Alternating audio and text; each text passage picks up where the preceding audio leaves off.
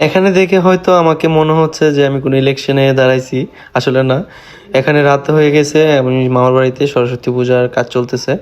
তো আমরা সবাই মিলে টুকটাক করে কাজ করতেছি। এখানে ছোট ভাইগুলো অনেক হেল্প করছে। যাই হোক, সবকিছু মিলে আমরা সবাই টুকটাক করে কাজ করতেছি। এখানে আমি আবার রং করতেছি, মানে সব কাজে হাত লাগাইতেছি। আমি একটু পণ্ডিত তো এই জন্য। যাই হোক, তো আমরা এখানে কাজগুলো করতেছি। আর এখানে ডেকোরেশনের কাজও অনেক বাকি আছে। প্রায় আপনার পর্দা লাগানোর বাকি আছে, সব কিছুই বাকি আছে। তো আমরা কাজগুলো উঠাইতে উঠাইতে রাত হয়ে গেছে। আর এখানে মূর্তিটাকে আমরা সবাই হাতে ধরে স্টেজে তুললাম। আমাদের আগের বারের মূর্তির চেয়ে এই মূর্তিটা একটু বড়ই ছিল, আর সুন্দরও ছিল। যাই হোক, সব মিলে আমরা আস্তে আস্তে কাজগুলো কমপ্লিট করার চেষ্টা করতেছিলাম।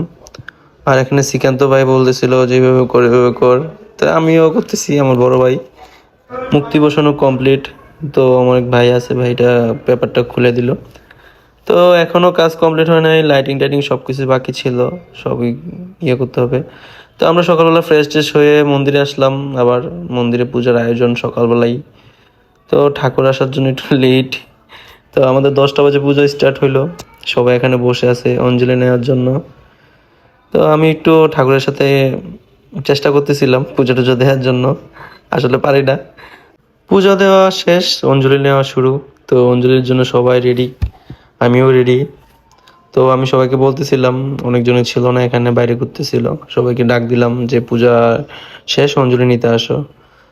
তো মোটামুটি সবাই হেল্প করতেছিল আমাদেরকে, কারণ আমরা এটা গ্রামের মধ্যে একটু বড় করে পূজাটা করতেছি।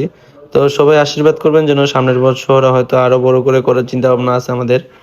আর বর্তমানে তো কি বলবো, আর আমি কিছু বলার নাই।